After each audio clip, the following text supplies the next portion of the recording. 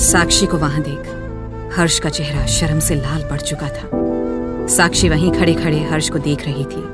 जब हर्ष की नजरें झुक गई, उसे कुछ समझ नहीं आ रहा था। वो सोच रहा था कि क्या कहानी सुनाए साक्षी को जिससे उसका देखा हुआ वो नजरअंदाज कर दे। हर्ष छोटे कदमों से साक्षी की तरफ बढ़ने लगा और पास पहुंचते ही, इससे पहले कि वो कुछ कहे, साक्षी ने गुस्से से उसे देखकर आईब्राउज उठाते हुए इशारा किया। साक्षी, वो तुमने जो देखा, मैंने सब दुकानों में देख लिया। मेरी ड्रेस से मैचिंग दुपट्टा कहीं नहीं मिल रहा है। हर्ष एक सेकंड के लिए कंफ्यूज्ड हो गया और उसको तुरंत समझ आ गया था कि साक्षी ने उसे और सिमी को साथ नहीं देखा है। हो, ठीक है, फिर कहाँ चलना है? वो सेक्टर 21 वाला बुटीक बंद है, पीछे जाना पड़ेगा, इसीलिए मैं यहाँ आ गई। अरे साक्षी, ऐसी हालत में इतना एक्सर्शन मत करो यार, चलो चलते हैं। हर्ष को सुनकर मुस्कुराते हुए साक्षी उसके साथ गाड़ी की तरफ चलती, पर बैठने से पहले उसने पीछे मुड़कर एयरपोर्ट गेट की तरफ गौर से देखा और देखते हुए ही गाड़ी में बैठ गई। पर इस बात से बेखबर हर्ष सिमी के जाने के बाद भी उससे बात करता रहा। सिमी के पति की गैर मौजूदगी में वो उससे मिलने बिजनेस मीटिंग के बहाने मुंबई भी आ पहुंचा था। उस दिन सिमी के साथ एक रेस्टोरेंट में बैठे बैठे हर्ष ने अपना हाथ सिमी की टांगों के बीच डालते हुए उसे अपनी ओर खींचा। जब सिमी ने अपने मुंह से एक दर्द भरी चीख निकाली। क्या हुआ सिमी? सिमी ने हर्ष का हाथ हटाने की कोशिश की और बात को टाल दिया। कुछ नहीं। हर्ष को कुछ अजीब लगा। उसने धीरे से सहलाते हुए सिमी की टांगों पर कुछ महसूस किया और सिमी की स्कर्ट को थोड़ा सा ऊपर करने की कोशिश पर देखा कि वहां नील का निशान पड़ा हुआ था। चौंक कर उन निशानों को देखकर हर्ष ने पूछा, ये कैसे हुआ? पर सिमी अब भी चुप रही। उसने बताने से इनकार कर दिया। उसने हर्ष को खाना ऑर्डर करने को कहा, पर वो कोई साधारण निशान नहीं थे। हर्ष को डर था कि सिमी किसी मुसीबत में है। उसने उससे एक बार फिर पूछा, सिमी, क्या तुम्हें कोई परेशानी है? पर सिमी ने हर्ष का हाथ झटकते हुए अपने पैर क्रॉस कर लिया और कहा, नहीं हर्ष, वो बेकार में इतना मत सोचो। अब बताओ कि ऑर्डर क्या करना है? बहुत भूख लगी है यार। हर्ष ने बात को तो अवॉइड कर दिया, पर वापस जाते हुए उसने सिमी से बहुत सोचने के बाद चिढ़कर कहा, क्या वो तुम्हारा रेप करता है? हर्ष की बात सुनकर सिमी बौखला उठी। उसे समझ ही नहीं आया कि वो उसे क्या जवाब दे। सिमी, तुम मुझे बता सकती हो क्या कुछ किया है उसने तुम्हारे साथ? सिमी की चुप्पी देखकर हर्ष गाड़ी की स्टीयरिंग पर जोर से हाथ पटकता है और चिल्लाता है, Simi, god damn it! Simi डरते हुए जवाब देती है, इसे ऑक्यूपेशनल हजार्ड समझ लो, मैं इसका कुछ नहीं कर सकती, इसलिए बात करने का भी कोई मतलब नहीं है। ये कहकर सिमी म्यूजिक का वॉल्यूम बढ़ा देती है और खिड़की के बाहर देखने लगती है।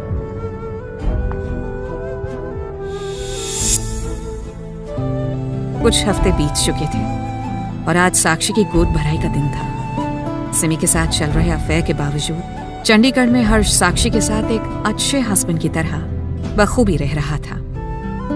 आज साक्षी की गोद भराई थी। हर्ष 1-2 महीनों में बाप बनने वाला था, पर साक्षी के साथ एक झूठ को जीने के लिए वो तैयार था, जब तक सिमी के साथ उसे अपने सच को जीने का मौका भी मिल रहा था। गोद भराई के दौरान हर्ष की मम्मी ने उसे और साक्षी को साथ में खड़ा कर दिया और वो उन दोनों की नजर उतार रही थी।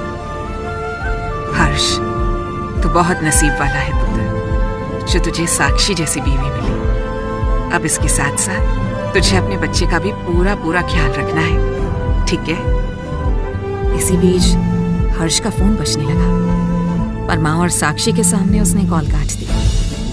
ओह, अब ये क्लाइंट्स और काम से ध्यान हटा के ना घर गृहस्थी में मन लगाया कर। बहुत हो गया काम शाम। जी बिल्कुल माँ। हर्ष के ये कहते ही उसका फोन दोबारा बजने लगा, पर सिमी का नाम देखकर उसने एक बार फिर फोन काट दिया। सुनिए, कोई इम्पोर्टेंट कॉल है तो ले लीजिए।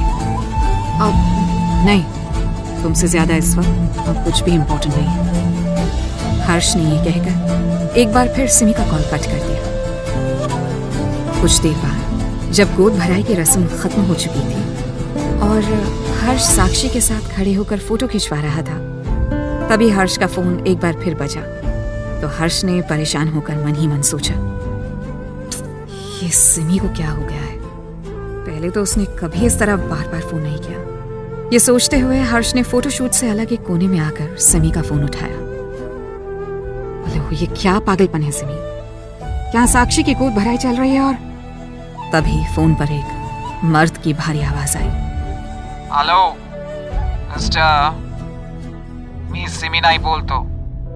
हर्ष फोन की दूसरी तरफ किसी आदमी की आवाज सुनकर घबरा गया। हेलो, कौन?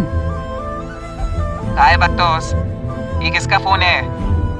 आप कौन बोल रहे हैं? और सिमी कहाँ है? मी तुकाराम, कांस्टेबल तुकाराम बोलते हैं बम्बई से। ये फोन किसका है, आप बता सकते हैं? कांस्टेबल? पुलिस? आपके पास ये फोन कैसे? ये मेरी फ्रेंड सिमी का फोन है, सिमी गुप्ता। पर ये आपके पास कैसे आया? सिमी कहाँ है? दूर खड़े हर्ष को परेशानी में फोन पे देख साक्षी खुद भी परेशान हो गई थी। वहां हर्ष समझ नहीं पा रहा था कि सिमी का फोन पुलिस के पास क्या कर रहा था। देखिए, हमें ये फोन पुलिस स्टेशन के बाहर गिरा हुआ मिला। तुम्हारे लास्ट कॉल्स थे, इसलिए तुमको कॉल किया। बस सिंपल सी बात है, आप यहाँ आए तो फोन ले जाए, नहीं तो अपने फ्रेंड को भेज दे। क्या नाम बोला आपने? सेमी? सिमी। ओके, वाइफ को कांग्रेचुलेशंस बोलना। ये कहकर कांस्टेबल ने फोन तो रख दिया, पर हर्ष को समझ नहीं आ रहा था कि वो सिमी से कैसे कांटेक्ट करे। उसने सिमी को सोशल मीडिया पर भी मैसेज किया, पर उसे याद आया कि वो तो सोशल मीडिया पे एक्टिव रहती ही नहीं। दूर बैठी साक्षी को देखकर हर्ष ने अपनी परेशानी को अपनी हंसी से काबू तो कर दिया, पर साक्षी समझ गई थी कि हर्ष उससे कुछ छिपा रहा है। कुछ दिन बीत गए और सिमी की कोई खबर नहीं मिली। उस नंबर से ना तो दोबारा कॉल आया और कॉल करने पर वो नंबर बंद हो चुका था। हर्ष ने सोचा कि सिमी के फोन खो जाने पर उसने नंबर बदलवा दिया होगा, पर पिछले 3 दिन से सिमी ने हर्ष को ना कोई मैसेज ना ही कॉल किया था। आखिर क्या वजह थी कि सिमी का कोई अता पता नहीं था?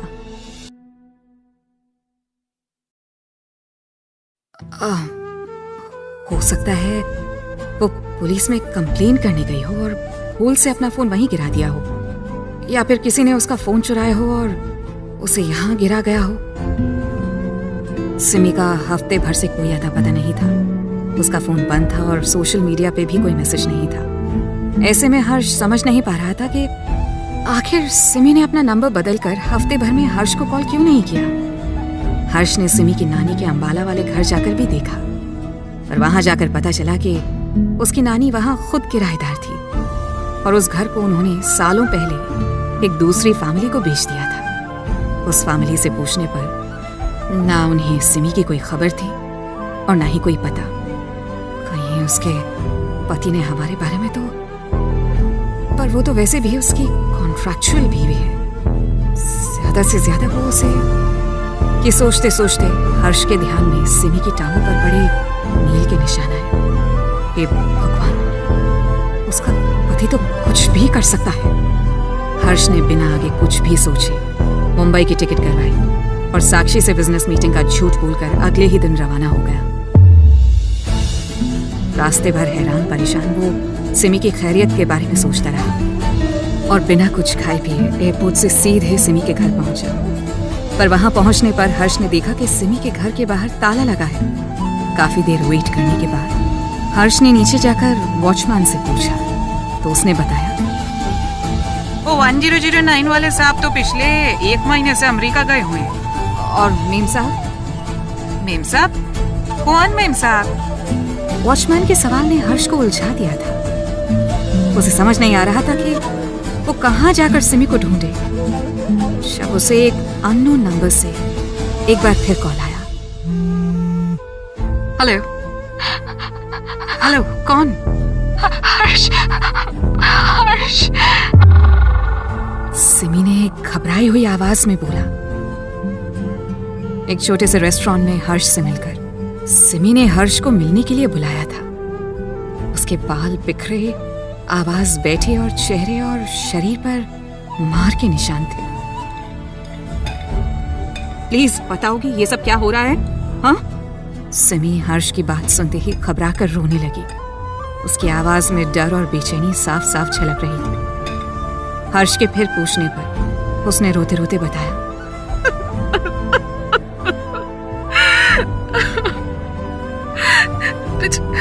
पिछले हफ्ते मेरे पति का फोन आया था।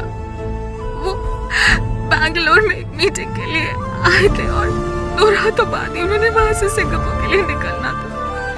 उन्होंने मुझे फौरन बैंगलोर आने के लिए कहा, पर जब मैं निकली तब मेरा फोन पता नहीं कैसे मेरे हाथ से गिर गया।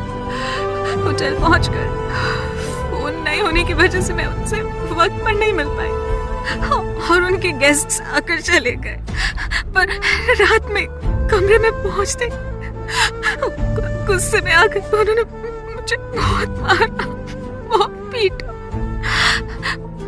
पता नहीं ऐसा क्या हुआ था उस मीटिंग में कि मेरे न आने की वजह से उनकी डील हाथ से चली गई।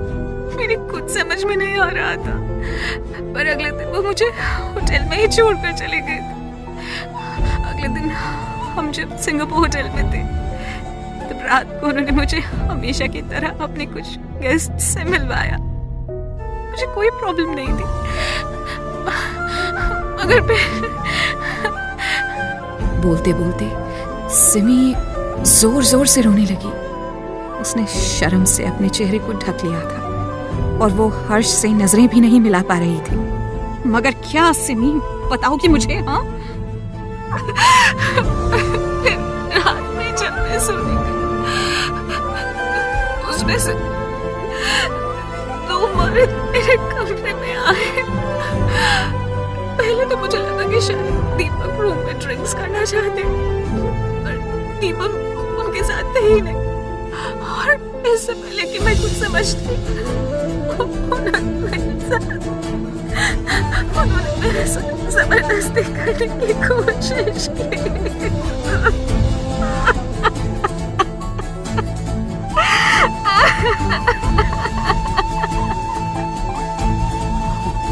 ओह गॉड सिमी।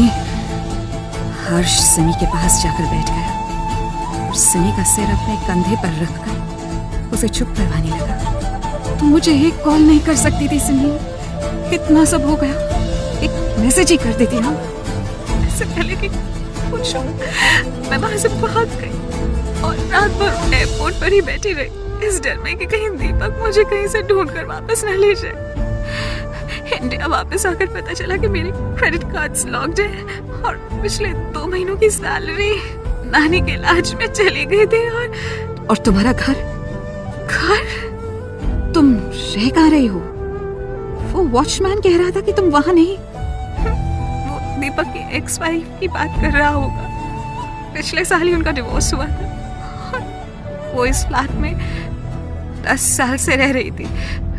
पता नहीं उसने इस जानवर के साथ 10 साल भी कैसे काटे। मैंने फैसला कर लिया हर्ष, मैं उस इंसान के पास वापस नहीं जाऊंगी, चाहे जो भी हो जाए। मैं उस इंसान के पास वापस नहीं जाऊंगी। और अब मैं तुम्हें कभी उसके पास वापस जाने भी नहीं दूंगा। तुम मेरे साथ चलो। कहाँ? चंडीगढ़। तुम अब मेरे पास रहोगी। मैं नहीं चाहता कि कुछ पैसों के लिए कोई तुम्हें इस तरह से ट्रीट करे। Simi, you deserve better, Simi. नहीं हर्ष, मैं तुम्हें और परेशान नहीं कर सकती। वैसे तुम्हारे और तुम्हारी वाइफ के बीच में आकर मैं काफी कुछ खराब कर चुकी हूँ। अब और नहीं, ये मेरी लाइफ है और मैं इसे खुद ही हैंडल करूंगी। Just shut up and come with me, okay? हर्ष ने चिल्लाकर सिमी से कहा। थोड़ी ही देर बाद उसने सिमी का चेहरा अपने हाथों में लेकर उससे प्यार से समझाते हुए कहा, लिसन, तुम नहीं जानती हो कि तुम्हारे आने से मेरी लाइफ क्या से क्या हो गई है सिमी। मैं तो नफरत करने लगा था इस जिंदगी से, अपने आप से। पर तुम्हारे आने के बाद मुझे कोई फर्क नहीं पड़ता कि असलियत क्या है। हाँ, मेरी वाइफ है हाँ, मैं एक बच्चे का बाप बनने वाला हूँ, पर अब तुम मेरी इस जिंदगी का एक हिस्सा हो, एंड एन इम्पोर्टेंट वन। मैं किसी कीमत पर तुम्हें खोना नहीं चाहता, तो तुम मेरे साथ चल रहे हो, एंड दैट्स फाइनल। हर्ष के मनाने पर सिमी उसकी बात मान तो गई, पर चंडीगढ़ आकर हर्ष उसे कहाँ रखेगा इसका अंदाजा उसे भी नहीं था। ये जरूरी था कि सिमी प्रोटेक्टेड रहे, पर ऐसी जगह भी रहे जहां हर्ष उसे रोज मिल सके। इसलिए चंडीगढ़ आकर हर्ष सबसे पहले अपने दोस्त रवि के पास गया। बस इतनी सी बात। हाँ, मेरा पूरा ऑफिस खाली पड़ा है, तो अपनी दोस्त को वहीं रुकवा दे। थैंक्स यार, पर इस वक्त साक्षी को कुछ मत बताना, वो इस बात को अभी किसी से डिस्कस नहीं करना चाहती।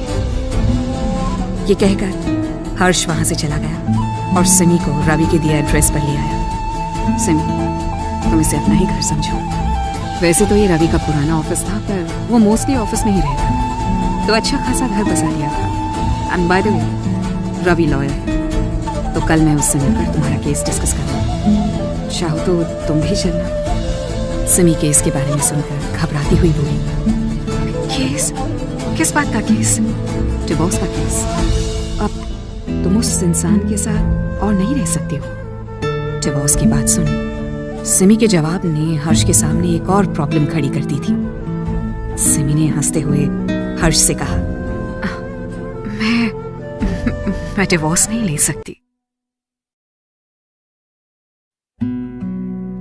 हर्ष सिमी को उसके हस्बैंड से दूर अपने साथ चंडीगढ़ तो ले आया था, पर सिमी ने डिवोर्स लेने से मना कर दिया था। पर ऐसी क्या वजह थी कि सिमी नाखुश होते हुए भी डिवोर्स के लिए राजी नहीं थी? रवि ने हर्ष से, जो हर्ष के बचपन का दोस्त होने के साथ साथ एक लॉयर भी था, सिमी के बारे में उससे बात करते हुए कहा, 10 साल तक ना वो डिवोर्स मांग सकती है और ना ही किसी और के साथ कोई संबंध रख सकती है। और उसका पति, उसके लिए ये कॉन्ट्रैक्ट क्या कहता है? उसके लिए ऐसी कोई पाबंदी नहीं है। हाँ, क्योंकि ये शादी एक कॉन्ट्रैक्ट है, तो यूजुअल मैरिटल लॉज तो एप्लीकेबल हैं। तो अब वो डोमेस्टिक वायलेंस का केस कर सकती है। इस कॉन्ट्रैक्ट में वायलेंस को लेकर कोई मेंशन नहीं है। मैं उससे बात करके देखता हूँ, पर मुझे नहीं लगता सिमी वो भी करना चाहेगी। ऐसे अगर डिवोर्स मिल ही नहीं सकता है, तो इस कोर्ट कचहरी के चक्कर में पड़ने का क्या फायदा? हर्ष ने कहा। रवि ने जवाब दिया, ऐसा नहीं है, वायलेंस के बेसिस पर वो अपील लगा सकती है। हो सकता है कोर्ट उसका कॉन्ट्रैक्ट ही नल कर दे, और फिर जो कॉम्पनसेशन मिलेगा उससे वो एक नई जिंदगी शुरू कर सकती है। उस शाम साक्षी को उसके मायके छोड़कर हर्ष सिमी के साथ मॉल में शॉपिंग करने चला गया। शोरूम के चेंजिंग रूम में जब सिमी कपड़े तैयार कर रही थी, तो बाहर खड़े हर्ष के मन में 1 मिनट के लिए यही ख्याल आया कि काश वो और सिमी दोनों ही अपनी पुरानी जिंदगी को विदा करके एक नई शुरुआत कर सके। यकीन नहीं आता ये सपना है या सच। ऐसा लगता है जैसे अभी तक यही तो मैं ढूंढ रहा था। किसी पल की मुझे तलाश थी। जो खुशी मुझे सिमी के साथ छोटे छोटे पलों में मिलती है, वो कभी साक्षी के साथ। काश हर्ष कुछ आगे सोचे, तभी सिमी ने उसे आवाज दी, हर्ष 1 सेकंड अंदर आना, ये नोट बंद करने में मेरी जरा हेल्प कर दो। सिमी अपने बाल आगे करते हुए पलट गई और उसकी ड्रेस में से उसकी गोरी पीठ और कमर खुली हुई थी। सिमी ने अंदर और कुछ नहीं पहना था। हर्ष ने सिमी की ड्रेस बंद करने के लिए अपना हाथ आगे तो बढ़ाया, पर अगले ही पल उसका हाथ खिसकते हुए सिमी की पीठ पर फिसल गया और वो उसकी कोमल त्वचा को छूते हुए उसकी पीठ को किस करने लगा। सिमी ने गुदगुदी महसूस करते हुए हंसकर कहा, अरे क्या कर रहे हो? स्टॉप इट, कोई आ जाएगा। पर सिमी के मना करने के बावजूद हर्ष का हाथ उसकी कमर को छूते हुए उसकी ड्रेस के अंदर चला गया। उसने सिमी को चेंजिंग रूम की दीवार पर धकेला और उसके बहुत करीब आ गया। सिमी ने उसे रोकने की बहुत कोशिश की, पर हर्ष जैसे उसे सुन ही नहीं पा रहा था। दोनों के बीच एक बहुत ही पैशनेट मोमेंट क्रिएट हो चुका था। मेरी आंखों में देखो। सिमी ने खुद को संभालते हुए अपनी आंखें खोली और हर्ष की तरफ पैशनेटली देखा। हर्ष सिमी की आंखों को देखकर मुस्कुराने लगा, जैसे उसे उनमें कुछ खोया हुआ मिल गया हो। हाँफते हुए हर्ष ने कहा, I love you। सिमी ने मुस्कुराते हुए जवाब दिया, I love you too. I want to make a life with you. Leave your husband, Simi. I'll leave Sakshi. What do you think? Simi हर्ष की बात सुनकर मुस्कुराते मुस्कुराते सीरियस हो गई। उसका चेहरा फीका पड़ गया और उसने हर्ष को पीछे हटा दिया। हर्ष सिमी का ये रिएक्शन समझ नहीं पाया। हर्ष से प्यार करते हुए भी आखिर क्यों सिमी डिवोर्स के नाम पर हिचकिचाती थी। सिमी ने अपने कपड़े पहने और बिना कुछ कहे बाहर आ गई। हर्ष उसके पीछे पीछे आते हुए बोला, क्या बात है? I thought this is what you want. Us. Simi mall में आगे चलते हुए बोली, हाँ, this is what I want. पर इसकी कीमत बहुत बड़ी है। कितनी बड़ी? सिमी चलते चलते रुक गई और उसने पलटकर हर्ष को देखा। डिवोर्स का मतलब है कॉन्ट्रैक्ट ब्रीच करना, जिसके लिए मुझे कॉम्पनसेशन देना होगा। आई नो, मैंने रवि से बात की है, लेकिन अगर तुम उस पर घरेलू हिंसा का केस करती हो तो शायद ये कॉम्पनसेशन नहीं देना पड़ेगा। अच्छा, और लॉयर के पैसे कौन देगा? And it's not about that alone. Case 5, 6, 7 ना जाने कितने सालों तक चल सकता है। तब तक मैं फ्री नहीं हो पाऊंगी। हर्ष सिमी की बात सुनकर शांत हो गया। Harsh, it's not that simple. इतने बड़े सपने मत देखो Harsh. You have a life, a wife and a kid. उनसे अलग होना भी कोई आसान बात नहीं होगी। तुम एक बार हाँ तो कहो, मैं सब कुछ छोड़कर तुम्हारे पास आ जाऊंगा। हर्ष की बात सुनकर सिमी वहीं ठहर गई और हर्ष को उम्मीद भरी नजरों से देखते हुए उसने पूछा, Are you serious? Yes, this is what I want. Simi ने खुश होकर हर्ष को गले लगा लिया, पर कुछ देर बाद वो घबराकर कुछ हिचकिचाहट से बोली, हर्ष, मुझे तुम्हें कुछ बताना है। कहो। सिमी ने अपनी चारों तरफ देखते हुए हर्ष को देखकर कहा, हर्ष, चाहे डिवोर्स हो या ना हो, मैं उस आदमी के पास वापस नहीं जाना चाहती हूँ, पर मैं तुम पर किसी तरह का प्रेशर नहीं डालना चाहती हूँ। This is what I want. और अगर तुम ये रिस्पॉन्सिबिलिटी नहीं भी लेना चाहती हो तो मैं तुम्हें कभी फोर्स नहीं करूंगी। सिमी की बातें सुन हर्ष कुछ समझ नहीं पा रहा था। उसने सिमी का हाथ पकड़कर आगे बढ़ते हुए हंसकर बोला, ओह, रिस्पॉन्सिबिलिटी एंड ऑल। तुम कोई रिस्पॉन्सिबिलिटी नहीं हो सिमी, तुम मेरी जरूरत हो। उससे पहले कि हर्ष कुछ और बोले, सिमी चलते चलते रुक गई और आगे खड़े हर्ष का हाथ पकड़ते हुए उसने सीरियस होकर कहा, हर्ष, आई एम प्रेग्नेंट। हर्ष ये सुनकर चौंक गया। उसे समझ नहीं आया कि वो कैसे रिएक्ट करे। वो खुश था पर शॉक्ड भी, एक्साइटेड था पर घबराया हुआ भी। उसके चेहरे पर बनी हल्की सी मुस्कान पर डर और हजारों सवालों की परत जमी हुई थी। उसने मॉल के बीचों बीच सिमी को गले लगा लिया और कहा, Simi, I want this too. I don't care कैसे, पर अब मैं तुम्हें उस आदमी से और इस दुनिया से लेकर रहूंगा। चाहे कॉम्पनसेशन भी देना पड़े तो हम दे देंगे। सिमी ने खुश होकर हर्ष को गले से लगा लिया। मैं आज ही रवि से बात करके तुम्हारे डिवोर्स पेपर्स बनवाता हूँ। डोंट वरी, मैं हमेशा हमेशा तुम्हारे साथ हूँ। Let's have this baby. तभी हर्ष को साक्षी का कॉल आया। सिमी से हाथ हटाते हुए हर्ष ने साक्षी का फोन उठाया और अगले ही पल उसके चेहरे की खुशी फीकी पड़ गई। हर्ष फोन पर बात करते हुए परेशान होने लगा और बात करते हुए पार्किंग की तरफ चला गया। क्या हुआ हर्ष, सब ठीक तो है? हर्ष के जवाब देती ही हर्ष और सिमी एक दूसरे को देखते हुए खामोश हो गए, जैसे 1 मिनट पहले देखा हुआ सपना अचानक टूटकर बिखर गया हो।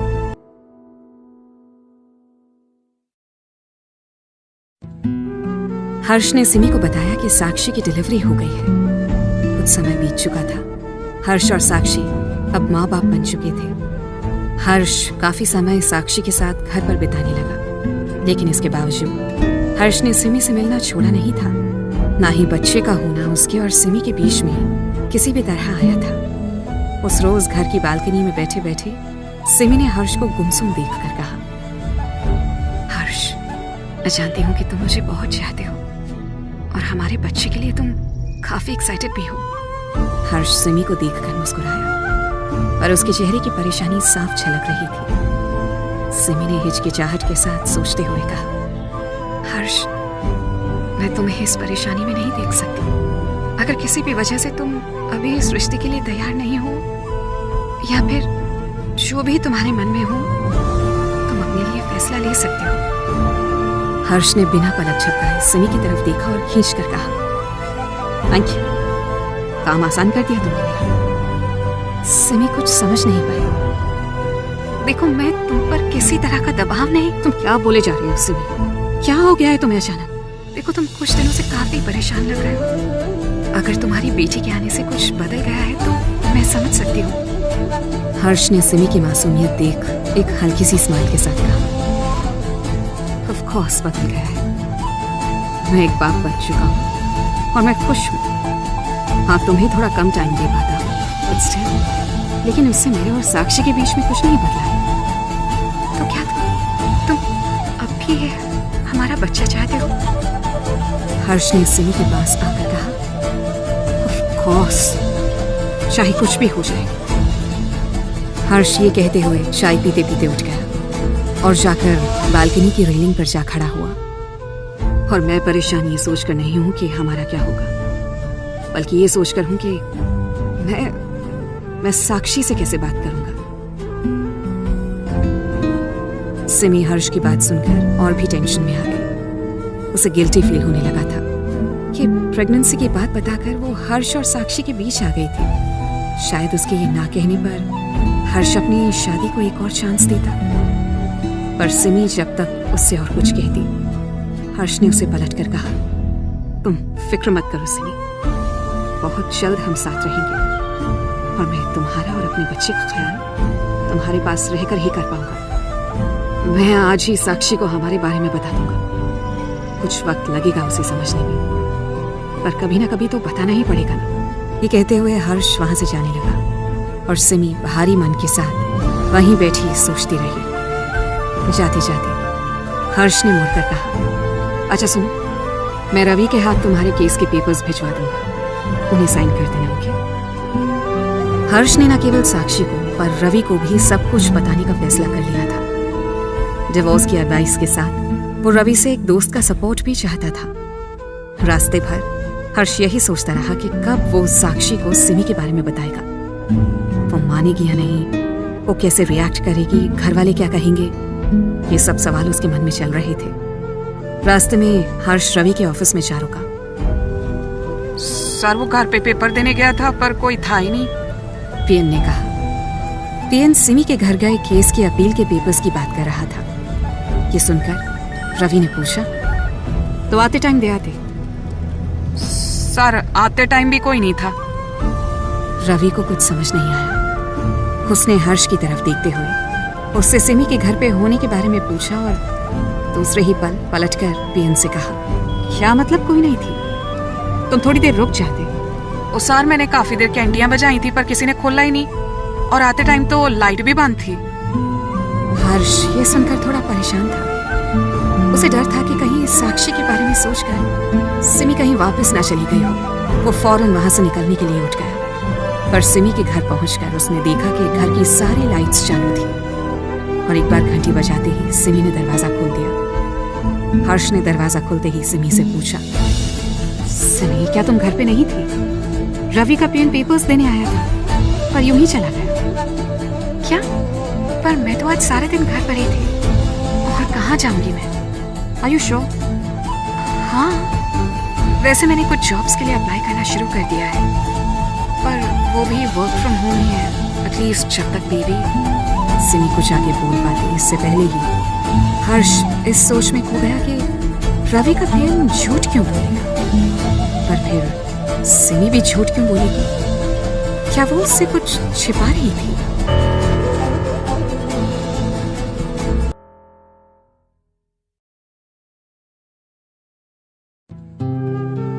हर्ष ने सिमी को केस के कागज देकर उन पर साइन करने को कहा, पर सारी रात वो ये सोचता रहा कि आखिर सिमी उससे घर ना रहने पर झूठ क्यों बोलेगी। अगले दिन हर्ष इन बातों को इग्नोर कर साक्षी को सब कुछ सच बताने के लिए खुद को तैयार करता रहा। संडे की सुबह थी और हर्ष आज सारा दिन ही घर पर रहने वाला था, ये जानते हुए कि हर्ष की माँ नाश्ता करके उसकी बहन के घर चली जाएंगी और हर्ष और साक्षी के पास इत्मीनान से पूरा दिन बात करने के लिए होगा। ब्रेकफास्ट टेबल पर बैठकर हर्ष साक्षी को किचन से नाश्ता सर्व करता हुआ देख रहा था और ये भी सोच रहा था कि दोबारा साक्षी से अपने अफेयर की बात किस मुंह से करे। हर्ष की मम्मी के जाने के बाद जब साक्षी अपने बाल बांधते हुए टेबल पर बैठी तो कुछ देर खाने को निहारते हुए हर्ष ने साक्षी से कहा, साक्षी, क्या तुम्हें नहीं लगता कि कुछ बदल सा गया है? साक्षी ने हंसते हुए हर्ष की बात का कैजुअली जवाब दिया, ऑफ कोर्स, अब पहले जैसा कहाँ कुछ भी बचा है, पर बच्चे के बाद ये तो होता ही है ना। आई कैन अंडरस्टैंड, हम दोनों एक दूसरे को भी टाइम नहीं दे पा रहे हैं। नहीं, मेरा वो मतलब नहीं था। आई मींट, गुड़िया के होने से पहले भी तुम्हें कुछ बदलाव महसूस होता? हाँ, इतनी सारी चीजें होती हैं, पर मैं कितना भी कोशिश कर लूँ ना, काम खत्म ही नहीं होते। बट आप टेंशन मत लो, इस वीकेंड हम कहीं बाहर चलते हैं, गुड़िया को मम्मी देख लेंगी। हर्ष को समझ में नहीं आ रहा था कि वो कैसे साक्षी से अपनी मन की बात करे। साक्षी उसके हाल से दूर दूर तक वाकिफ नहीं थी। उसने बात बदलते हुए एक बार फिर से कोशिश की, नहीं साक्षी, मेरा वो मतलब नहीं था। मैं तुमसे कुछ कहना चाह रहा हूँ कि इससे पहले कि हर्ष कुछ और कहता, कमरे से गुड़िया के रोने की आवाज आने लगी, जिसे सुनकर साक्षी नाश्ते को आधे में ही छोड़कर हड़बड़ाती हुई भागकर अंदर चली गई। हर्ष को साक्षी से हमदर्दी तो थी, पर झूठ से भरे भारी मन को साथ ले चलने की परेशानी भी। जब साक्षी गुड़िया को चुप करा रही थी तो हर्ष दूर खड़ा उन दोनों को सहजता से देखता रहा, मानो यह आखिरी बार हो जब वो अपनी बच्ची को देख रहा हो। कुछ देर बाद साक्षी गुड़िया के हाथ में खिलौनों को देख हंस रही थी और उसे चुप करा रही थी। साक्षी को उसके साथ खेलते हुए देखकर हर्ष को खुद से घिन होने लगी थी। वो सोचने लगा कि उसकी बातों से साक्षी और उसकी बच्ची दोनों की जिंदगी खराब हो जाएगी। हर्ष यही सोचते सोचते बच्ची के साथ एक अधूरी हंसी लिए खेलने लग गया और खिलाते खिलाते मन ही मन खुद को कोसने लगा। कुछ देर बाद जब साक्षी उन दोनों को छोड़कर किचन में चली गई तो हर्ष ने अपनी बच्ची को प्यार से गोद में उठाकर उसे गले लगाकर कहा, मुझे माफ कर देना। आई नो कि मैं बहुत बुरा पापा हूं, पर आई प्रॉमिस, चाहे जो भी हो मैं हमेशा तुम्हारे साथ रहूंगा। हर्ष गिल्ट के साथ गुड़िया को घंटों गले लगाकर वहीं कब सो गया उसे पता ही नहीं चला। शाम हो गई और हर्ष ने साक्षी से बाहर चलने के लिए कहा। वो दोनों गुड़िया को साक्षी के घर पर उसकी मम्मी के पास छोड़कर एक लॉन्ग ड्राइव पर निकल गए। एक अरसे के बाद साक्षी हर्ष के साथ बाहर घूमने आकर बहुत खुश थी। वाओ, आज मौसम कितना सुंदर है। अच्छा किया आज हम घूमने निकल आए, कब से हमने साथ में टाइम स्पेंड ही नहीं किया था। हर्ष ने काफी गंभीरता से जवाब दिया। आप ठीक तो हैं? कई दिनों से परेशान से लग रहे हैं। ऑफिस में कोई प्रॉब्लम चल रही है क्या? नहीं, वैसी कोई बात नहीं है। मैं भी कब से ऑफिस नहीं आ पाई हूँ। बस एक बार गुड़िया थोड़ी बड़ी हो जाए ना, फिर कुछ ही महीनों में आई विल जॉइन यू। मुझे पता है काम का काफी स्ट्रेस हो रहा है आपको। आप आजकल संडेज को भी बिजी रहते हैं। ऐसा कुछ नहीं है साक्षी। साक्षी को हर्ष का एटीट्यूड कुछ अलग तो लग रहा था, पर हर्ष के मूडी बिहेवियर को जानते हुए वो हमेशा की तरह उसे चीयर अप करने की कोशिश करती रही। सुनिए, वैसे अगले महीने आपका बर्थडे है, क्या गिफ्ट चाहिए मुझसे? हर्ष ने उखड़े मन से कहा। साक्षी, क्या तुम मेरे साथ खुश हो? हर्ष का सवाल सुनकर साक्षी को कुछ अजीब सा लग रहा था और उसने अपनी फीलिंग को अवॉइड करते हुए कहा, ऑफ कोर्स, ये कैसा सवाल है हर्ष? पर किस बात से खुश हो? ना तो हम साथ में घूमते हैं, ना ज्यादा टाइम स्पेंड करते हैं, और सेक्स लाइफ तो कैसी बातें कर रहे हो आप? क्या फिजिकल इंटीमेसी और घूमने फिरने के बिना लाइफ नहीं होती? क्या तुम खुश नहीं हो? हर्ष ने कुछ देर सामने रोड पर देखते हुए साक्षी को देखकर स्माइल किया। वो कुछ कहने ही जा रहा था कि उसे सिमी का फोन आ गया। उसने फोन काटते हुए साक्षी से कहा, मेरा वो मतलब नहीं, पर मैं कुछ डिस्टेंस सा फील कर रहा हूं। कुछ बदल सा गया है साक्षी। ये कहते ही हर्ष ने सिग्नल पर गाड़ी रोक दी। क्या बदल गया है हमारे बीच? साक्षी ने कहा। पर वो कुछ बोले उससे पहले ही काफी सारे छोटे बच्चों ने उनकी गाड़ी को घेर लिया। कोई पेन बेच रहा था तो कोई गुब्बारा। तभी एक बूढ़ी औरत ने आकर हर्ष को फूल खरीदने के लिए जिद की। मना करने पर उसने हर्ष और साक्षी को दुआ देते हुए कहा, बेटा, भगवान तुम्हारी जोड़ी सदा बनाए रखे। ये सुनकर साक्षी तो खुश हो गई, पर हर्ष और भी इरिटेट हो गया। उसने उस बूढ़ी औरत को गुस्से से भगा दिया और बिना कुछ खरीदे गाड़ी वहां से बढ़ा दी। साक्षी को हर्ष का रिएक्शन कुछ अजीब सा लगा। क्या हो गया है आपको हर्ष? फूल ही तो लेने को बोल रही थी ना, मुझे दे देते। साक्षी की बात का इस बार हर्ष ने कोई जवाब नहीं दिया। सारे रास्ते हर्ष सीरियस मूड में ही गाड़ी चलाता रहा और कुछ देर बाद साक्षी के साथ घर पहुंचकर उसने गाड़ी रोक दी। साक्षी ने उसके अंदर आने का वेट कर उसकी तरफ देखते हुए कहा, तुम अंदर नहीं? तुम ही चली जाओ, मेरे सिर में दर्द हो रहा है। हर्ष का हाथ उसके सिर पर देख वो अकेली ही अंदर चली गई। हर्ष के फोन पे एक बार फिर से सिमी का फोन आने लगा। हेलो हर्ष, मैंने केस के पेपर्स पर साइन कर दिया है और डिवोर्स पेपर्स पर भी। काफी हल्का लग रहा है, पर पता नहीं क्यों मुझे अंदर ही अंदर बहुत घबराहट हो रही है। कुछ होगा तो नहीं ना? हर्ष ने उखड़े मन से सिमी को समझाते हुए कहा, नहीं सिमी, टेंशन की कोई बात नहीं है। मैं रवि से कह दूंगा, वो किसी को भेजकर पेपर्स कलेक्ट करवा लेगा। ठीक है। क्या तुमने साक्षी को बताया? अभी नहीं। अच्छा हाँ, अगर घर से कहीं बाहर जाओ तो मुझे बता देना प्लीज, ओके? नहीं तो पेपर्स नहीं पहुंच पाएंगे।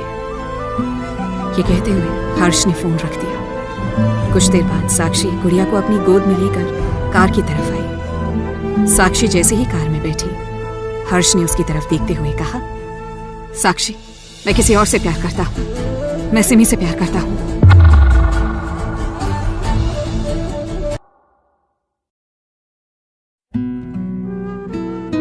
सिमी का नाम हर्ष के मुंह से एक बार फिर सुनकर साक्षी सहम उठती है। सारा रास्ता साक्षी हर्ष की बातें सुनकर शांत बैठी रही और उसने सामने से कोई और सवाल नहीं किया। घर वापस पहुंचते ही साक्षी गुड़िया को लोरी सुनाते हुए कमरे में चली गई, जैसे कि कुछ हुआ ही ना हो। हर्ष उसके पीछे पीछे कमरे में गया, पर इससे पहले कि वो कुछ बोले, साक्षी ने उसे चुप करवाते हुए कहा, गुड़िया सो रही है, जाग जाएगी। साक्षी बिना गुस्से, बिना परेशानी और बिना किसी कंफ्यूजन के गुड़िया को सुलाती रही और हर्ष कमरे के बाहर चला गया। थोड़ी देर बाद जब वो अंदर आया तो साक्षी भी गहरी नींद में थी। हर्ष सारी रात करवट बदलता रहा और अपनी बेटी के मासूम चेहरे को देखकर सोचता रहा, साक्षी तो बात करने के लिए तैयार ही नहीं है। पता नहीं मैं उसे सिमी की प्रेगनेंसी के बारे में कैसे कहूंगा, और माँ, उनसे क्या कहूंगा। ये कैसे मोड़ पर आ गया हूं मैं। जहां चाहे मैं कुछ भी कर लूं, किसी ना किसी का दिल तो दुखेगा ही।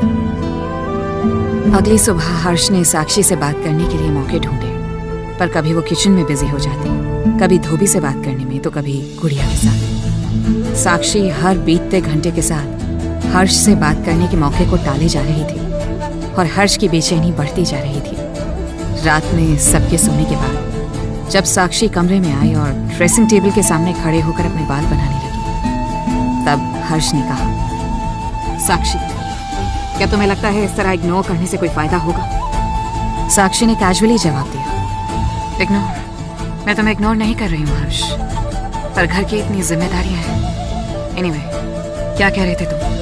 मैं कह रहा था कि मैं सिमी से प्यार करता हूँ। ओह, एक बार फिर बेफिक्र होकर साक्षी ने जवाब दिया, ये वही लड़की है ना जिसे तुम सिंगापुर में मिले थे? हर्ष ने शर्म से आंखें झुकाते हुए कहा, हाँ साक्षी, मैं जानता हूँ तुम क्या सोच रही हो कि कैसे मैं वही गलती दोबारा कर सकता हूँ, पर इस बार बात एक गलती की नहीं है, इस बार मैं सीरियस हूँ और मैं उसके साथ रहना चाहता हूँ।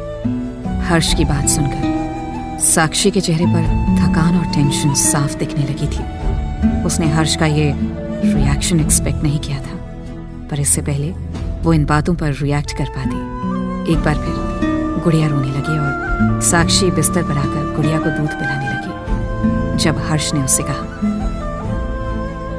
मैं इस तरह नहीं रह सकता साक्षी, हमें इस बारे में कुछ करना पड़ेगा। एक बार फिर खुद को रिलैक्स करते हुए साक्षी ने कैजुअली हर्ष से पूछा, ठीक है, मैं तुम्हारा ये अफेयर एक्सेप्ट कर लूंगी। वीकेंड पर मिलना चाहते हो उससे? ठीक है, चले जाओ, मैं कोई सवाल नहीं करूंगी। तुम सोना चाहते हो उसके साथ? ठीक, मैं वो भी बर्दाश्त कर लूंगी। बस इतनी सी बात, लो हो गया एडजस्टमेंट। और कितना ही खर्चा करवा लेगी वो। साक्षी की कही बातें हर्ष के लिए अनएक्सपेक्टेड थी। वो न केवल उसके अफेयर को एक्सेप्ट कर रही थी, बल्कि उसमें अपनी लाइफ को एडजस्ट कर रही थी, वो भी बिना किसी कंप्लेंट या गुस्से के। हर्ष समझ नहीं पा रहा था कि ये साक्षी से कैसे अपने इस कड़वे सच को कहे। उसने एक बार फिर कोशिश की, साक्षी तुम समझ नहीं रही हो, मैं आगे बढ़ चुका हूँ। मेरी लाइफ में अब कोई और है जिससे मैं प्यार करता हूँ, जिसके साथ मैं अपनी जिंदगी बिताना चाहता हूँ, और ये सब मैं एक दूसरी जिंदगी के साथ नहीं कर सकता। ऐसे में ना मैं तुम्हें खुश रख पाऊंगा और ना ही उसे। पर मैं तुमसे कुछ भी नहीं मांग रही हूँ हर्ष, तुम जाओ, बनाओ अपनी दुनिया उसके साथ। बस मेरी इस दुनिया को खत्म मत करो। मैं किसी से कुछ नहीं कहूंगी, तुमसे भी नहीं। साक्षी ने बच्ची को बिस्तर पर सुलाते हुए कहा, नहीं साक्षी, मैं इस रिश्ते को नाजायज नहीं रखना चाहता। मैं ना सिमी के साथ ऐसा कर सकता हूँ और ना ही हमारे होने वाले बच्चे के साथ। हर्ष बोलते बोलते रुक गया और उसे एहसास हुआ कि वो कुछ ज्यादा ही बोल गया। साक्षी हर्ष के बच्चे की बात सुनकर सुन पड़ गई। उसे अपने कानों पर यकीन नहीं हो रहा था। वो हर्ष को काफी देर तक देखती रही, पर वो उससे नजरें नहीं मिला पा रहा था। लड़खड़ाते होंठों से साक्षी ने हर्ष से पूछा, अच्छा ये तुम क्या कह रहे हो हर्ष? बात इतनी कब बढ़ गई? मुझे लगा हम करीब आ रहे हैं। तुमने मुझसे वादा किया था कि तुम फिर कभी मुझे धोखा नहीं दोगे। फिर ये सब, तुमने मेरा मान सम्मान सब तोड़ कर रख दिया। क्यों? साक्षी बिस्तर से खड़ी होकर जोर जोर से चिल्लाकर अपने पैर पटकने लगी। आखिर क्यों किया तुमने मेरे साथ ये? मुझसे ऐसी कौन सी भूल हो गई जिसकी तुम मुझे ये सजा दे रहे हो? साक्षी चिल्लाते चिल्लाते फर्श पर बैठ गई और हर्ष रोती हुई बच्ची को चुप कराते हुए उसे गोद में लेकर बैठ गया। रात भर हर्ष बच्ची को लेकर बिस्तर पर और साक्षी फर्श पर ही बैठी रही। सुबह होने पर साक्षी ने अपने आंसू पोंछे। वो उठी और रोती हुई गुड़िया को पीछे छोड़कर आईने के सामने जाकर खड़ी हो गई। हर्ष बिस्तर से उठते हुए उसे गुस्से से बढ़ते हुए देख रहा था। उसकी आंखें सूजकर लाल हो चुकी थी और चेहरा रो रो कर ढल गया था। हर्ष दूर से साक्षी के कुछ कहने का इंतजार कर ही रहा था, जब बिना किसी मेकअप के साक्षी ने अपने बाल संवारते हुए खुद को घमंड के साथ आईने में देखा और पलटकर हर्ष से कहा, क्या वो सुंदर है? हर्ष साक्षी की हालत देखकर खामोश रहा। उसने दोबारा पूछा, कहो, सुंदर है ना वो? मुझसे भी ज्यादा। इसलिए अच्छी लगती है ना तुम्हें? सिमरन भी इसीलिए अच्छी लगती थी ना तुम्हें? क्लास की सबसे सुंदर लड़की। क्या उसके बाल लंबे? हर्ष को समझ नहीं आ रहा था कि साक्षी के इन सवालों का क्या जवाब दे, किस तरह से जवाब दे। शर्मिंदगी से भरी नजरों से उसने साक्षी से कहा, साक्षी प्लीज बस करो, ये बेफिजूल की बातें हैं। बेफिजूल? नहीं हर्ष, यही तो जरूरी बातें हैं। तुम समझ नहीं रहे हो। ये बातें इतनी जरूरी है कि इनके पीछे मेरे पति ने मुझे छोड़ने का फैसला बना लिया। हाँ बेफिजूल नहीं, ये बातें तो बहुत इंपॉर्टेंट है। काश मुझे भी किसी ने पहले से बताया होता, समझाया होता, तो अपने हनीमून पर वेटर से रिजोर्टो बनाना नहीं सीख रही होती। हाँ। हर्ष साक्षी की बातों से इरिटेट हो रहा था। उसे लगा कि अब उसके कुछ भी कहने का कोई फायदा नहीं है। साक्षी, ऐसी कोई बात नहीं है, तो प्लीज गलत मत समझो। मैंने बहुत कोशिश की कि मैं तुम्हारे साथ एक दोस्ती निभा पाऊं, पर कुछ इनकम्प्लीट था हमारे बीच। और तुम्हारी कसम, सिमी के साथ जो हुआ मैं कब का भूल चुका था। और वो एक बार फिर मेरी जिंदगी में आई और मैं जैसे खुद को लाख चाहते हुए भी रोक नहीं पाई। और अब इतना दूर आने के बाद मुझ में हिम्मत आई है कि मैं अपने सच को एक्सेप्ट करूं, क्योंकि ऐसे ना मैं खुश रह पाऊंगा ना ही तुम्हें खुश रख पाऊंगा। इसलिए प्लीज प्लीज मुझे समझने की कोशिश करो। तुम पूरा वक्त ले लो, पर हमें इस बारे में सोचना शुरू करना होगा। साक्षी, ठीक है, तुम रहना चाहते हो ना उसके साथ? फाइन, मैं चली जाऊंगी, गुड़िया को लेकर चली जाऊंगी, लेकिन मेरी एक शर्त है। आखिर ऐसी क्या शर्त थी साक्षी की जिसे हर्ष ना चाहते हुए भी इनकार नहीं कर पाया?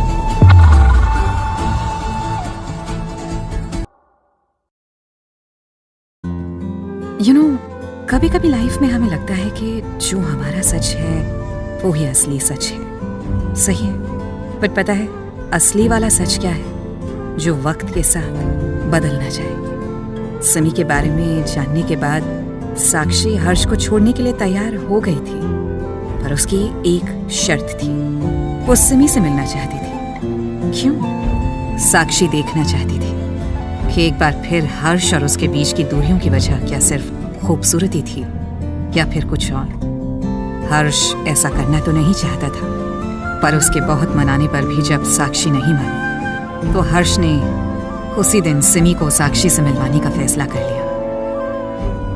क्या वो मुझसे मिलना चाहती है? पर क्यों? वो देखना चाहती है कि तुम शाम को कैफे स्टोरी मिलोगी। सिमी ने कुछ सोचते हुए जवाब दिया, आई डोंट नो, वो मुझसे क्यों मिलना चाहती है? कुछ वियर्ड हो जाएगा Harsh. Is that necessary? Yes it is. मैंने बहुत समझाया उसे, पर वो जिद पकड़ के बैठी है कि तुमसे मिलकर ही मानेगी। मिल लो ना, ऐसा क्या ही हो जाएगा। ठीक है, पर मीटिंग शॉर्ट रखना प्लीज। मुझे नहीं पता मैं उसे कैसे फेस करूंगी।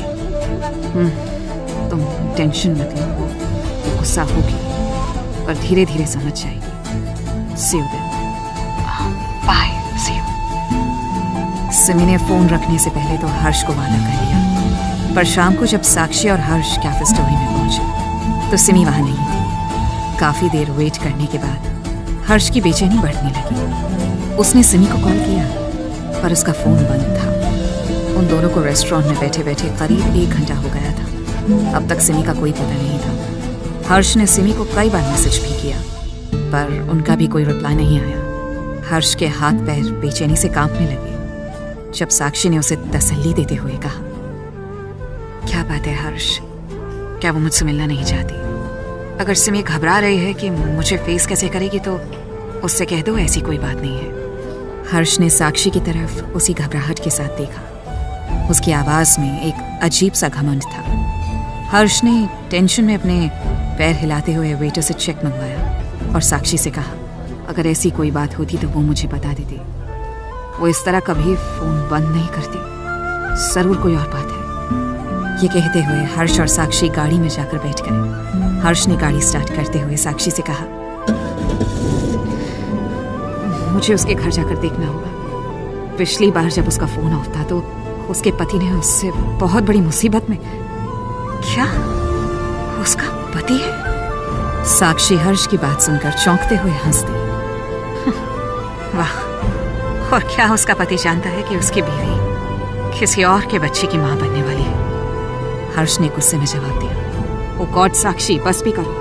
मैं जानता हूं तुम इस वक्त क्या सोच रही हो, बट फिलहाल मुझे सिमी की फिक्र है। वो किसी मुसीबत में हो सकती है, मुझे जाना होगा। मैं भी तुम्हारे साथ चलूंगी। साक्षी के चेहरे पर बनी जिद को हर्ष ने देख उससे बिना कुछ कहे गाड़ी सिमी के घर की तरफ बढ़ा दी।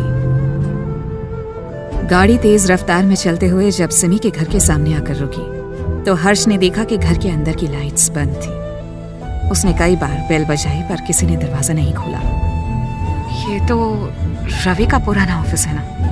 हर्ष ने साक्षी की बात का जवाब नहीं दिया और सिमी का नाम लेकर दरवाजे पर जोर जोर से खटखटाता रहा। थोड़ी देर बाद हर्ष को ध्यान आया कि उसके वॉलेट में एक एक्स्ट्रा चाबी है। उस चाबी को निकालकर उसने हड़बड़ाते हुए घर का दरवाजा खोला। अंदर काफी अंधेरा था। हर्ष सिमी को बुलाते हुए अंदर चला गया और पीछे पीछे साक्षी ने जब लाइट ऑन की तो देखा कि घर धूल मिट्टी से लथपथ था। बाहर सोफे, टेबल, लाइट्स और अंदर का बेड और बाकी सामान भी धूल में लथपथ था, मानो वहां काफी समय से कोई नहीं आया। हर्ष सिमी को हर कमरे में ढूंढता रहा, पर ना तो वहां सिमी थी और ना ही उसका सामान थी। तो बस एक ही चीज, हर्ष के सिमी को दिए डिवोर्स के पेपर्स। हर्ष की समझ में कुछ नहीं आ रहा था। उसे कुछ देर के लिए ऐसा लगा कि जैसे वो कोई सपना देख रहा हो। वो परेशान होकर सीढ़ियों पर जाकर बैठ गया और फिर सिमी को फोन लगाने लगा। पर इससे पहले कि वो फोन लगाता, हर्ष को रवि का फोन आ गया। हेलो रवि, यार एक प्रॉब्लम हो गई है। सिमी नहीं मिल रही। आज सुबह ही मेरी उससे बात हुई थी। अभी मैं तेरे घर आया तो वो वहां भी नहीं है और उसका सामान भी नहीं है। तुझे कोई आइडिया है अचानक से क्या हुआ? हेलो। कुछ देर तक शांत रहने के बाद रवि ने कंफ्यूज्ड होकर हर्ष को कहा, यार हर्ष, मुझे कुछ समझ नहीं आ रहा। दरअसल मैंने तुझे ये बताने के लिए ही कॉल किया था कि कल जब मैं सिमी के पास पेपर्स कलेक्ट करने गया तो घर बंद पड़ा था। मैंने कई बार घंटी बजाई पर किसी ने दरवाजा नहीं खोला। मुझे लगा कि सिमी मार्केट गई होगी, पर जब मैं वहां से जाने लगा तो मेरी नेबर ने मुझसे कहा कि अगर घर खाली है तो मैं उसे किराए पर दे दूं। उफ, रवि, तू कहना क्या चाह रहा है? इस वक्त इन सब बातों का क्या मतलब? मैं तुझसे सिमी के बारे में पूछ रहा हूँ ना। हर्ष, मैं वही तो बता रहा हूँ। जब मैंने उन्हें कहा कि इस वक्त मेरी एक दोस्त वहां रह रही है तो उन्होंने कहा कि क्या कहा? उन्होंने कहा कि घर पर कोई नहीं रहता है। क्या? अरे उनका ध्यान नहीं गया होगा। वो कौन सा लोगों से मिल रही थी? मुझे भी यही लगा, पर उन्होंने मुझे कहा कि अंदर का कोई पाइप लीक कर रहा है। ये सुनकर मैंने अपनी चाबी से घर खोला तो घर में ना कोई लड़की थी और ना ही कोई सामान, और घर की हालत देखकर लग ही नहीं रहा था कि यहाँ पर कोई रह रहा है। इनफैक्ट किचन, फ्रिज सब बंद पड़ा था यार। मैं तभी कंफ्यूज्ड हो गया और तुझे कॉल किया कि अगर घर इतने समय से खाली है तो सिमी कहाँ रह रही थी। रवि की बात सुनकर और घर की हालत देखकर हर्ष को कुछ समझ नहीं आ रहा था। सिमी का फोन बंद था, घर खाली था और उसके पास पहुंचने का और कोई रास्ता हर्ष के पास नहीं बचा था। तभी हर्ष ने रवि से कहा, रवि, मुझे लगता है वो किसी मुसीबत में है। उसका पति कुछ भी कर सकता है। वो बोल रही थी मुझे कि अगर उसे पता चल गया तो वो उसे इतनी आसानी से छोड़ेगा नहीं। हमें पुलिस के पास जाना चाहिए रवि। लेकिन हर्ष, पुलिस कंप्लेंट के लिए कम से कम 24 घंटों की मिसिंग होनी चाहिए। हाँ, पर हम उसकी प्रोटेक्शन के लिए तो जा ही सकते हैं ना। देख, पुलिस इतनी जल्दी तो FIR नहीं करेगी, और तुम लोगों के रिश्ते को देख पुलिस के पास ना ही जाओ तो बेहतर है। उसका पति तुझ पर अडल्ट्री और किडनैपिंग का चार्ज लगा सकता है क्योंकि तू उसे लेकर मुंबई से आया है। हर्ष की कुछ समझ में नहीं आ रहा था कि वो क्या करे। रवि कहता है, तो एक काम कर, मुझे सिमी की कोई फोटो और उसकी डिटेल्स दे, मैं अपनी तरफ से पता लगवाता हूँ। मेरा एक दोस्त है पुलिस में, शायद अनऑफिशियली कुछ हेल्प कर दे। ये सुनकर हर्ष ने फोन रख दिया और वो तुरंत सिमी की फोटो निकालने के लिए अपने सोशल मीडिया प्रोफाइल को खोलकर सिमी की प्रोफाइल पर गया। और ये पहेली हर मिनट उलझती जा रही थी। हर्ष को सिमी गुप्ता के नाम की कोई प्रोफाइल नहीं मिली। क्या हुआ हर्ष? सिमी की फोटो निकालनी थी सोशल मीडिया से। तुम एक बार अपने फोन में चेक करोगी प्लीज? मुझे तो नहीं मिल रही है। पर साक्षी को भी इस नाम की प्रोफाइल नहीं मिली। हर्ष की कुछ समझ में नहीं आ रहा था कि आज सुबह ही सिमी को सीओ बोलने के बाद वो अचानक उसकी जिंदगी से गायब कैसे हो गई थी।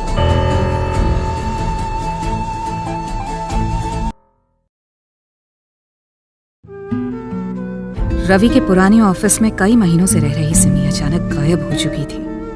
ना ही फोन और ना ही सोशल मीडिया। जब सिमी का कहीं कोई अता पता नहीं मिला, तब हर्ष ने उसे ढूंढने के लिए उसके पति के घर मुंबई जाने का फैसला कर लिया। मुंबई लैंड करते ही हर्ष ने दीपक गुप्ता के बारे में इंटरनेट पर सर्च किया। वो एक नोटेड बिजनेसमैन था और फाइनेंस कम्युनिटी में उसका काफी नाम था। उसकी सोशल मीडिया प्रोफाइल्स में कोई खास इन्फॉर्मेशन नहीं थी, पर एक दो जगह उसकी फोटोज में कोई औरत थी जो उसकी बीवी तो लग रही थी, पर सिमी जैसी बिल्कुल नहीं थी। दीपक के घर के रास्ते में हर्ष यही सोच सोच कर परेशान हो रहा था कि कहीं दीपक ने सिमी को चोट तो नहीं पहुंचाई होगी। उसके अपार्टमेंट में घुसने के साथ ही वॉचमैन से हर्ष ने पूछा, दीपक चोपड़ा वापस आ गए हैं। वॉचमैन ने हर्ष को झट से पहचान लिया। अरे सर, आप काफी सही टाइम पे आए हैं। सर आज ही वापस आए हैं बाहर गांव से, चले जाइए। ये सुनकर हर्ष का शक और भी गहरा हो गया था। वो गुस्से में ऊपर दीपक चोपड़ा के घर पर पहुंचा और उसके दरवाजे पर खड़े होकर कई बार डोरबेल बजाई। किसी बूढ़ी औरत ने दरवाजा खोला। जी कहिए। हर्ष ने घर के अंदर झांककर सिमी को ढूंढते हुए कहा, सिमी यहाँ है? वो औरत कुछ समझ नहीं पाई। कौन? यहाँ कोई सिमी नहीं रहती। इससे पहले कि हर्ष उससे दोबारा पूछता, उसे सामने लगी दीपक की अवार्ड लेती हुई तस्वीर दिखी, जिसे देखकर हर्ष को भरोसा हो गया था कि ये घर सिमी का ही है। उसने चिढ़कर उस औरत से बोला, क्या मतलब कौन सिमी? तुम्हारे साहिब की बीवी, इस घर की मालकिन सिमी, बताओ वो कहाँ है? हर्ष की आवाज सुनकर अंदर आराम कर रहा दीपक लोअर और टी शर्ट पहनकर उठकर बाहर आ गया और दरवाजे पर सहमी हुई औरत से पूछा, क्या हो रहा है? कौन है ये आदमी अम्मा? पता नहीं बेटा, किसी सिमी को। कहाँ है सिमी? दीपक ने हर्ष को गंभीरता से देखा और शांत कराते हुए आगे बढ़कर कहा, शायद आप गलत घर में आ गए हैं। यहाँ इस नाम का कोई नहीं रहता। हर्ष ने गुस्से में अंदर आकर दीपक का कॉलर पकड़ लिया और उसे धमकाते हुए कहा, अच्छा तो कहाँ है फिर तेरी बीवी, जिसके साथ रहने की तो उसे तनख्वाह देता है? बोल, अगर सिमी को कुछ भी हुआ ना तो मैं तुझे जिंदा नहीं छोड़ूंगा। दीपक ने हर्ष को पीछे धक्का देते हुए कहा, कि क्या बकवास कर रहे हैं आप? मेरी बीवी लंदन में रहती है और उसका नाम सिमी नहीं राधिका है। किसने बोल दिया आपसे? ना जाने आप कैसी बहकी बहकी बातें कर रहे हैं। अच्छा तो दिल्ली की कॉन्फ्रेंस में जिसे अपने क्लाइंट से मिलवा रहे थे वो लड़की कौन थी? दीपक हर्ष की बात सुनकर हैरान हो गया और कुछ देर बाद हर्ष शांत होकर वहां से निकल गया। वहां से बाहर जाते हुए वॉचमैन ने हर्ष को उदास देखकर पूछा, क्या बात है साहब, आप काफी परेशान लग रहे हैं। उस दिन भी बहुत मूड खराब था आपका। हर्ष वॉचमैन को ब्लैंक फेस के साथ कुछ देर तक देखता रहा और फिर उससे पूछा, सिमी गुप्ता को जानते हो? वॉचमैन के चेहरे पर यह नाम सुनकर एक मुस्कान सी आ गई। हाँ साहब। उसके चेहरे पर आई चमक देख हर्ष की आंखों में एक बार फिर उम्मीद आ गई। वॉचमैन तुरंत ही अपना सोशल मीडिया खोलकर उसका नाम सर्च करने लगा। वही ना, वो सुंदर सी लंबे बाल वाली। अरे उसे तो मैंने बहुत बार देखा है सर, रुकिए। ये कहते हुए वॉचमैन ने सिमी गुप्ता की प्रोफाइल हर्ष के सामने खोल दी। यही है ना सर? पर प्रोफाइल में सिमी गुप्ता नाम की कोई इन्फ्लुएंसर थी। हर्ष मायूस होकर बिल्डिंग से बाहर चला गया और बिना समझे टैक्सी में बैठ गया। पूरे रास्ते वो दीपक की कही बातों को सोचकर परेशान होता रहा। दीपक ने कहा था, देखिए ये सही है कि कॉन्फ्रेंस में हम कभी कभी लड़कियों के साथ इन्वॉल्व होते हैं, पर वो सिर्फ फन के लिए रहता है। It's a part of the business. लेकिन हम इन लड़कियों से कोई रिश्ता नहीं बनाते। और रहा सवाल दिल्ली में हुई कॉन्फ्रेंस का, तो हाँ मैंने अपने कलीग्स को कुछ लड़कियों से मिलवाया जरूर था, पर मेरा उनके साथ कोई इन्वॉल्वमेंट नहीं था। मैं तो चुपचाप कॉन्फ्रेंस खत्म होने के बाद अपने कमरे में आकर सो गया था। आप जिसे ढूंढ रहे हैं शायद उसने कोई कहानी बनाई हो। उस कॉन्फ्रेंस के बाद मैं तो खुद पहली बार मुंबई आया हूँ अपने घर, वरना मैं अपनी वाइफ के साथ लंदन में ही था। आप चाहें तो उससे बात करके पूछ लें। हर्ष को समझ नहीं आ रहा था कि सिमी की कही बात झूठी कैसे साबित हो रही थी। उसका मुंबई का घर, उसकी कॉन्ट्रैक्ट मैरिज और उसकी सोशल मीडिया प्रोफाइल भी। सिमी को गायब हुए 24 घंटे हो चुके थे और अब तक उसकी कोई खबर नहीं थी। हर्ष ने दोबारा सिमी को फोन लगाया, पर उसका फोन अब तक बंद था। तभी हर्ष को ध्यान आया कि सिमी के खोए हुए पुराने फोन के लिए उसे मुंबई के जिस पुलिस स्टेशन से फोन आया था, शायद वहां कुछ पता चले।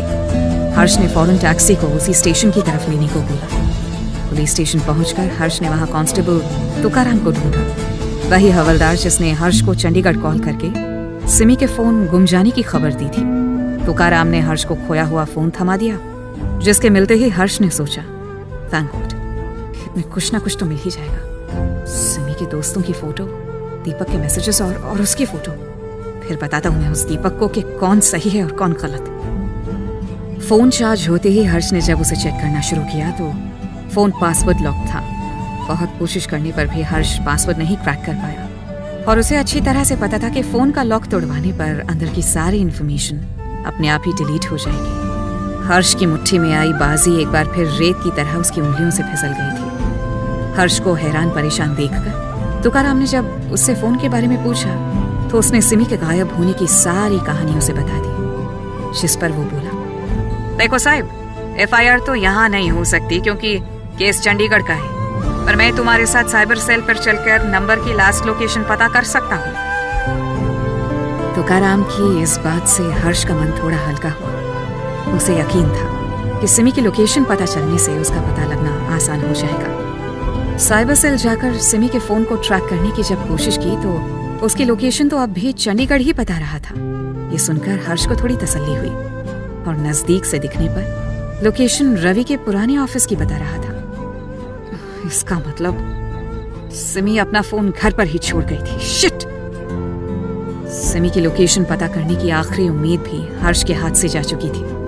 हार मानकर जब वो वहां से वापस जाने लगा तब कांस्टेबल ने उसे रोक दिया। साहब, ये मैडम का नंबर तो किसी और के नाम पर है। किसके? दीपक? फोन नंबर का रजिस्टर्ड नाम सुनकर हर्ष के पैरों तले जमीन खिसक गई थी। नहीं साहब, ये नंबर है किसी हर्ष दावे के नाम पर। हर्ष को जो अब तक सच लग रहा था वो वक्त के साथ साथ धीरे धीरे बदलने लगा था। क्या था असली सच?